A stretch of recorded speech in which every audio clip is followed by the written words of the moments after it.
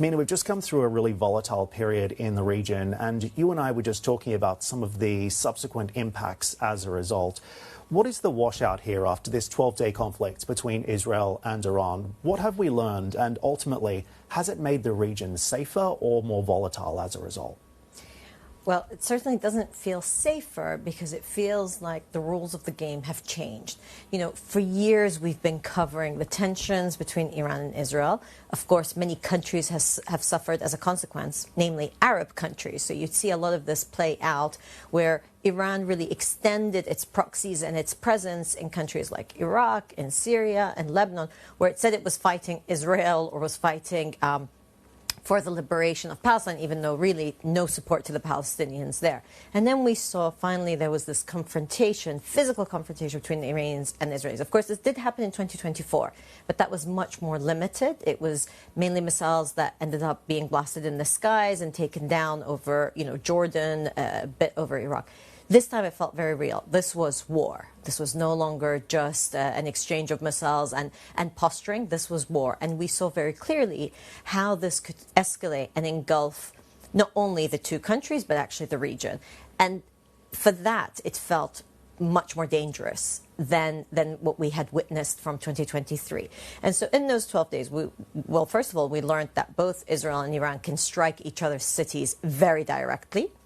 We also learned how expansive the Israeli penetration in Iran is. Let's not forget a lot of the attacks that happened in Iran were based on spies working for the Israelis within the Iranian system. And so it showed actually a weakness that we hadn't figured really existed inside of Iran, and I'm sure the Iranians are condemning that, and we're hearing really disturbing reports about the amount of people who have been arrested. Some people are being sentenced to execution and so forth, and it's really hard to know how many of them are actually guilty or not of treason. But we also learned that actually Israel's so-called Iron Dome can only protect it so much, and we saw very clearly how Israeli people are suffering as a consequence of the actions of, frankly, their government that launched this war on the Iranians. But then we also learned that Iran, despite everything that the Gulf countries had done to not only try to give it assurances, but to build confidence, was willing to break that trust and break that confidence. And we heard from Dr. Anwar Gargash, who is the presidential advisor here in the UAE to the president, a very seasoned and well-known diplomat, publicly state that actually Iran needs to rebuild trust because something broke when the Iranians chose to strike, of course, the American base Al-Oraibi, the most important, the headquarters for CENTCOM in the region, in Qatar. And while the Iranians tried to de-escalate straight away, there was a sense of actually the Iranians would take that drastic step, despite the fact that the Gulf countries were very vocal in their condemnation of Israel striking Iran, and also saying we don't want escalation, we need to call it back. As you said, we're looking at the washout. Thank God it has been contained, but it's very fragile. And as you were just stating in your report, the fact that IAEA can no longer go and check Iranian nuclear sites. Iran's nuclear program may have been set back by 2 years, but still very much there. And there's this missing uranium. And frankly, there's still a government, both in Iran and in Israel, that actually are not committed to long-term de-escalation, so you worry about what comes next. Indeed. So this ceasefire is still ultimately hanging in the balance. I think one of the other things we've learned is the fact that perhaps we have seen a step change or maybe even a reality check in how Gulf leaders view Iran's capabilities at the moment as well. What we saw in Qatar was largely conflict theatre from the Iranians, and of course how they move forward with the nuclear program is also going to be very interesting to watch. So what does the day after look like for Iran and its leadership, and what are the flashpoints or signals that we should be watching on the Iranian front moving forward? You're absolutely right in terms of watching, because everybody is watching and seeing how this unfolds inside of Iran.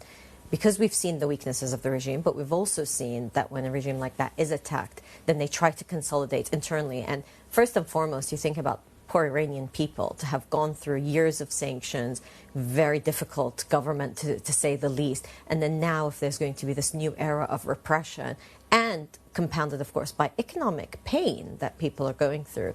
And so what happens to the regime and how they decide to consolidate internally is one thing. But of course, then how do they turn that page on war and try to think how can they move forward? And frankly, you don't see anything in the rhetoric that's coming out or in the actions that's coming out that the Iranian government wants to find a way to build towards peace or to rectify. But they're going to have to rectify their relationship, at least with Gulf countries and the wider region also re-earn trust. And I think that's going to be very difficult. We also have to watch and see what happens internally in terms of the nuclear program. And now with the IAEA basically blocked out, this could be a negotiating tactic. So it could be the Iranians, because they haven't said they're completely out. They said they have to get permission to come back in. So they'll use that as a negotiation tactic. I think what they're not learning is there's only so much negotiation that you can do that's posturing, as you said, or theatrics, before you get to the serious stuff. And their time might run out, as we saw with the Israeli strikes. Indeed. And the question now is exactly how much leverage does Iran have left, particularly after what we've seen the US and the Israeli government inflict on Iran over the last 12 days. So let's also talk about the second-order effects of this, because the US president now talking about a potential ceasefire in Gaza as well. That's going to be key to watch as we see Netanyahu head to the White House. Hamas saying today that it is reviewing this latest ceasefire proposal. Do you see genuine progress towards any kind of deal here? The great hope in the region is that we will see a ceasefire in Gaza. It's what Gulf leaders want, but how close are we? It's incredibly important to get to that ceasefire. Again, the suffering in Gaza is beyond anything anybody's seen, certainly in this century and perhaps in the last 70, 80 years. Incredible amount of suffering, and also no end in sight. What is the end game for the Israeli government? Because surely if it is to release the hostages, then you need a ceasefire as soon as possible, because the only time they've been released has been during ceasefire moments.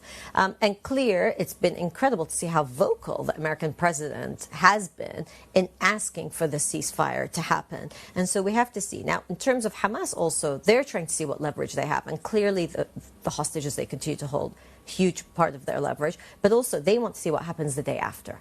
And what's clear from regional leaders, Arab leaders and European leaders is that they want to see a long-term peace deal.